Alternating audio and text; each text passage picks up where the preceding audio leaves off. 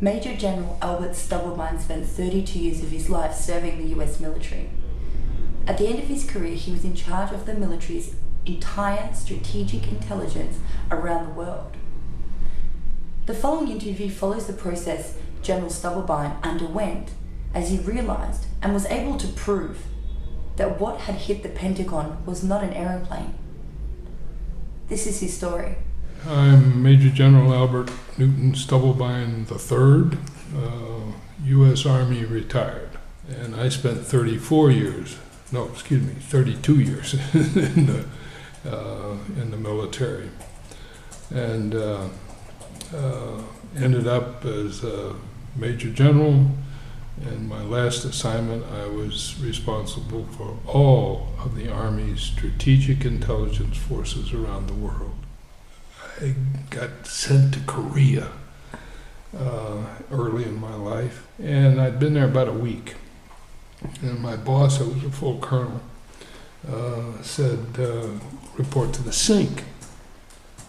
I said, SINC is the commander-in-chief of all forces. So I reported in and saluted, and he said, young man, you are going to redo the North Korean order of battle.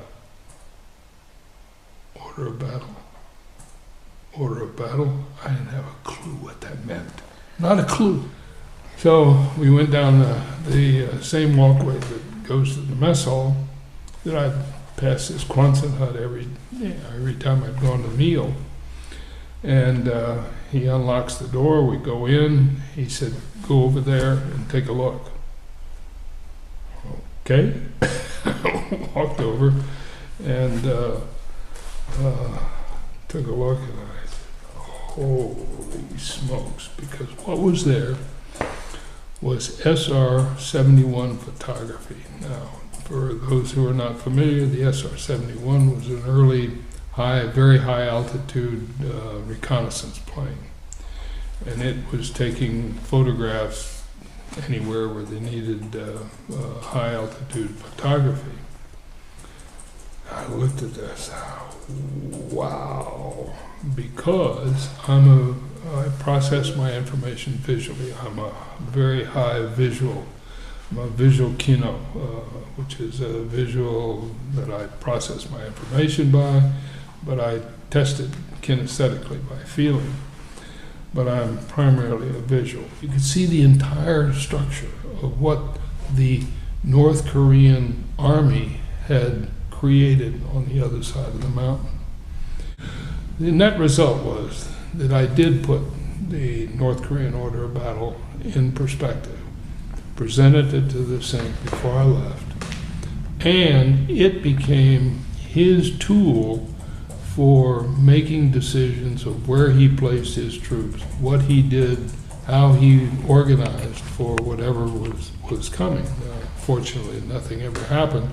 However, he had the information from my essentially map reading, or photo reading, photo interpretation reading, so that he could make the right decision on how to handle the situation. I actually was responsible for all of the Army's strategic imagery. And when I say imagery, that's not just photo, it's radar, it's all of the different kinds of imagery that you can have. I was responsible for all of the Army's strategic units that do that kind of work. Let me fast forward now, because that brings me to the real intention of where I'm trying to go with this. 9/11. 9/11 happens. At the time, my wife and I were in Hawaii. We were attending a conference, and I think it was about 3 o'clock in the morning, 3 or 3:30 in the morning, I get a phone call. And it's one of my officers. I'd retired by that time. It was one of my officers who had served under me, and a fabulous officer. And she said, "Sir, the United States is at war." I said, see, what are you talking about? She said, the United States is at war.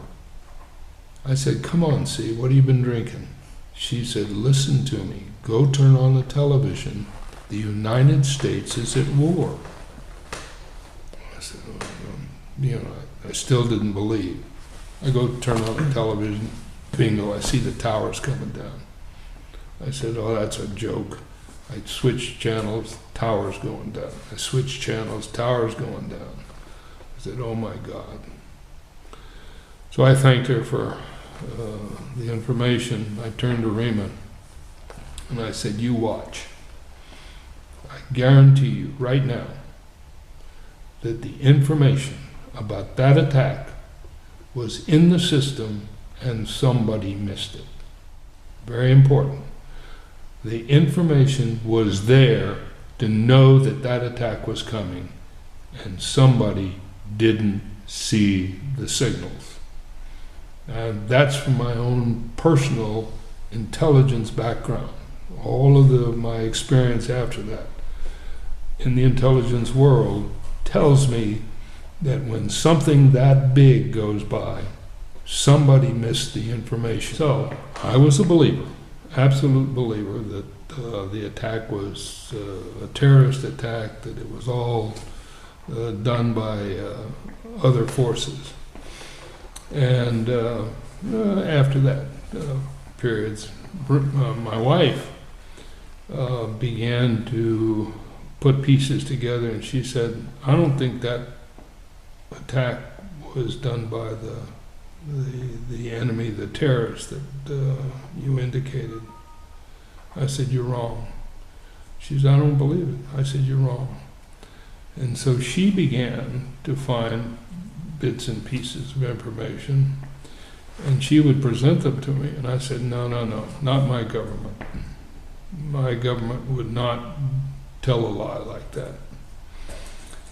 And I just disbelieved. I was so ingrained in my belief system that I could not believe, I literally could not believe that anybody but a sort of Arab terrorist could do something like that. And then one day, I saw a picture. It was a photograph of the Pentagon and the hole in the Pentagon. And I looked at it and I said, wow. And then I looked at it again. I said, something's wrong. Something's wrong with this picture. Then I kept looking at it. And then I began to not look at it just at a glance, but to study the photograph itself.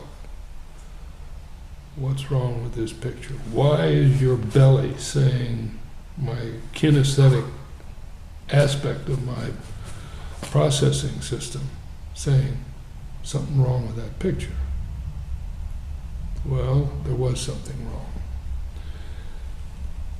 And so I analyzed it, not just photographically, I did measurements, I did all kinds of, I checked the plane, the length of the nose, where the wings were. I did all of the measurements. I took the measurements of the Pentagon, the depth of the destruction in the Pentagon. Conclusion, airplane did not make that hole. I went public at the time. I am the highest ranking officer, I believe, that has ever gone public. That whatever that story was, the official story, was not true. Now, I was very careful to not say what it was because I couldn't prove it. I was careful to say it was not the airplane that did that because I can prove that it was not the airplane. In the hole, however, was a turbine. Looked like the turbine from a missile. I can't prove that, I don't know, but there was something there that did not look like the engine from an airplane, but did look like a turbine from a missile. Later, I saw another photograph of one of the sensors on the outside of the Pentagon. Now, all of the sensors had been turned off, which is kind of interesting, isn't it? That day, why would all of the sensors around the Pentagon be turned off? Ooh, that's strange. I don't care what the excuse is, that's strange. There happened to be one that apparently did not get turned off, and in that picture, coming in, flying into the Pentagon, you see this object. And it obviously hits the Pentagon. When you look at it, it does not look like an airplane. Later, sometime later, after I'd gone public, that imagery was changed. It had,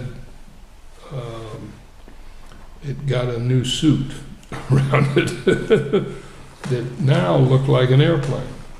But when you take the suit off, it looks more like a missile, not like an airplane. Let me go back to the next, I think, very important piece of information. The amount of energy required to melt the girders, the steel in the tower, cannot be gotten to a melt point with the fuel that was in the airplane. Not possible. So any melting did not occur as a result of the hit from the airplane. Point. I call it dot, okay? Dot. When you look at the tower coming down, what you see are, at each floor, successive puffs of smoke. Puff, puff, puff, puff, puff, all the way down. What are the puffs of smoke coming from? Well, they claim they're from the collapsing floors. No, no, no. Those puffs of smoke are controlled demolitions. That's exactly what they are, because that's exactly how they work. And so the fact that the airplane hit, it did not cause that collapse of the building. The collapse of the building was caused by controlled demolition. Fact. Building 7. Silverberg, I believe is the name of the owner, was on video, and you could see Building 7. You could literally see it. And there was a fire in Building 7. There's no doubt about that. No airplane hit it. I assume that the fire came from some debris, but I'm not even sure of that. But in the lower right-hand corner of the building was a fire. Not a very big fire, didn't appear to be out of control, certainly was in a small part of the building. But then he is heard on the video, okay? And he says, "Pull it." And then the building collapsed. What does pull it mean? What do the words pull it mean? Let me tell you. That's the order for controlled demolition. That is the phraseology that's used for blowing up something. And that's when Building 7 blew up. I understand, I can't prove this, but I've heard that he had just reinsured the building for damages caused by such things as airplanes hitting it or some objects hitting it that had not been in the original contract. Now, I can't prove that. I don't know, but I've heard that. There was another data bit. All of the air defense systems in that part of the country had been turned off that day. All of the air defense systems had been turned off. Why? Apparently because the vice president was out in Colorado and he ordered them turned off. Why would you turn off all of the air defense systems on that particular day unless you knew something was going to happen? It's a dot. It's information. But strange that everything got turned off that day. Dot.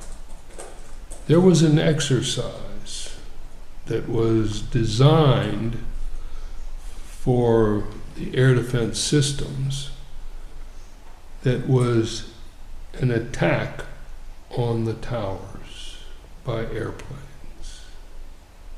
Isn't that strange that we had an exercise that mimicked what really happened? Strange that we had planned an exercise that was exactly what happened. And at the same time, the air defense systems were turned off. Don't you find that strange? I find that weirdly strange. Dot, yeah, just a piece of information. But how does it correlate with everything else? See, so you see the dots. You have all of these dots. They're just bits of information. But that's exactly how the intelligence world works. You get a bit of information here, you get an information here, a bit here, and a bit here, and pretty soon you've got a picture. To me, what does the picture say? Picture says that what we heard and were told in the newspapers, the media, was not the real story. If there's enough doubt in the official story where the stories are absolutely not consistent with what happened, that they paint a different picture than the one that was given to the media, how easy is it for you to shift your belief system from I totally believe in my government to oh my God, what's going on?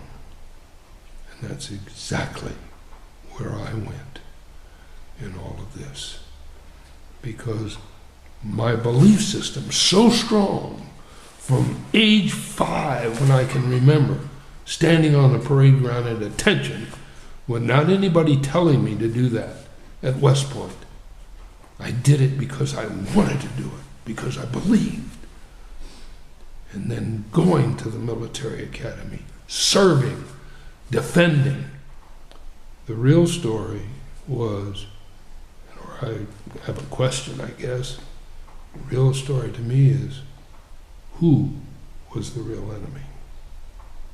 Who participated in this? Who planned this attack? Why was it planned? Were the real terrorists the people in Arab clothing, or were the real people that planned this the people sitting in the authority in the White House? The debate surrounding the official story of September 11 is over. The facts are there for anyone who cares to do their research. We need to start asking ourselves another question. If our governments are capable of carrying out such a horrific act against us, what else are they capable of?